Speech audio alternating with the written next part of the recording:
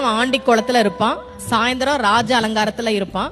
காலையில நீங்க வாழ்க்கையில எதுவுமே இல்லாம அவன் முன்னாடி போய் நின்னாலும் அன்றைக்கு மாலைக்குள்ளேயே உங்கள் வாழ்க்கையில் அவன் ஒரு மிகப்பெரிய மாற்றத்தை நிகழ்த்தி காட்டுவான் அப்படின்றதா ராஜ அலங்காரம்.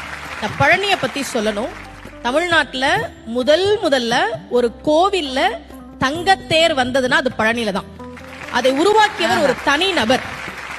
VVCR முருகேசர் அவர் பேரு. 1947 அவர் மட்டும் ஒரு தங்கத்தேர் பழனிக்கு உருவாக்கி கொடுத்தார். இன்னைக்கும் அந்த தங்கத்தேர் தான் பழனியில இருக்கு. அதன் பிறகுதான் மற்ற கோவிலுக்கு வந்தது. விடுதலை கிடைச்ச கையோட ஒரு தங்கத்தேரையும் வாங்கிட்டாரு போல இருக்கு. ஏன் ஒரு தனி நபர் பழனி கோவிலுக்கு தங்கத்தேர் செஞ்சு கொடுக்கணும்?